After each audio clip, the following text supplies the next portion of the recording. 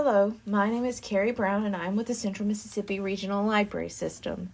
Today I'm going to be reading to you chapters 3 and 4 of Magic Treehouse, Dolphins at Daybreak, written by Mary Pope Osbourne.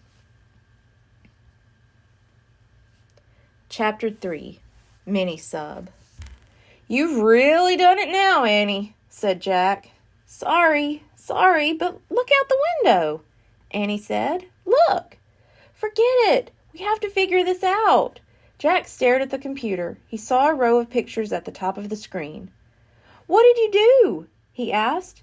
"Just press the on button," said Annie. "The screen lit up, and I pressed the starfish."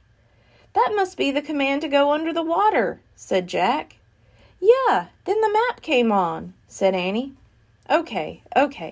The map shows the reef," said Jack. "Look, there's the mini-sub on the map. It's moving away from the reef." "It's like a video game," said Annie. "I bet I know what to do." Annie pressed a key with an arrow pointing right.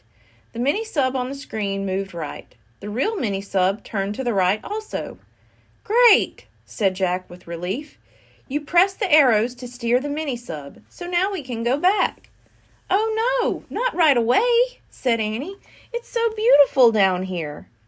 "We have to get back to the reef," said Jack. His eyes were still glued to the computer screen. "What if the owners find it gone?" "Look out the window," said Annie, "just for one teeny second." Jack sighed. He pushed his glasses into place and looked up. "Oh man," he said softly. Outside the glass was a strange world of bright moving color. It looked like another planet. The mini-sub was moving past red, yellow, and blue coral, past little coral mountains, valleys, and caves, past fishes of every color and size. "Can't we stay a little while? The answer to Morgan's riddle must be here," said Annie. Jack nodded slowly. She might be right, he thought. Besides, when would they ever get to visit a place like this again? Chapter 4, Fish City. There were fish everywhere, floating over the swaying seagrass, eating on the white sandy bottom, peeping out of coral caves. Some kinds of coral looked like blue fingers or lacy fans. Others looked like deer antlers or lettuce leaves or mushrooms or trees. Jack read in the book, "Coral reefs are only found in warm tropical waters. Nearly 5,000 different species of fish live around coral reefs in the Indian and Pacific Oceans." Jack pulled out his pencil and notebook. He started to write a list. Coral reef research. Warm water, over 5,000 kinds of fish. "Look," said Annie. The sub floated past a huge starfish. Then a pink jellyfish. Then a blue seahorse. Jack added to his list. Starfish, jellyfish, seahorses. "What is that?" said Annie. Jack saw a creature that looked like a giant pancake with a long tail. "A stingray," said Jack. He put that on his list as well.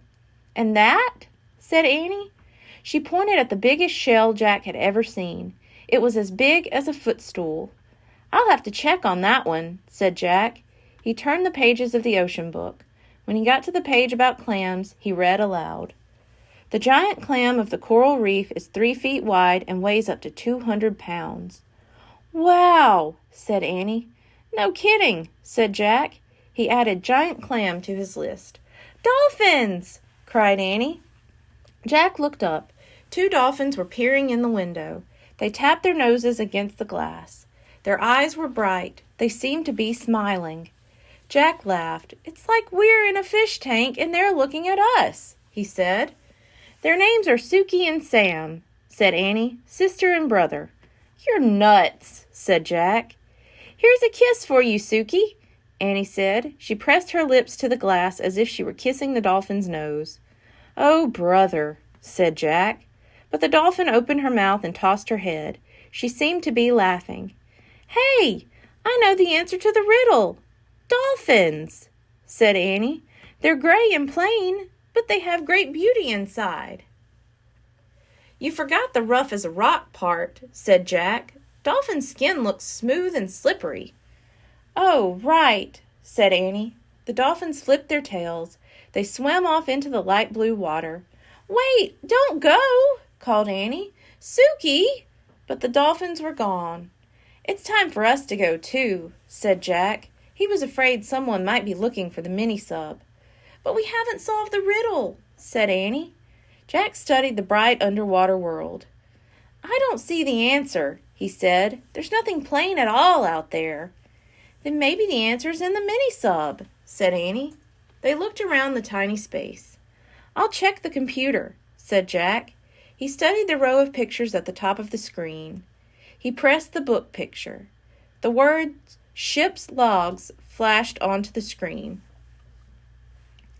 Thank you. Be sure to tune in next week for chapters 5 and 6. Goodbye.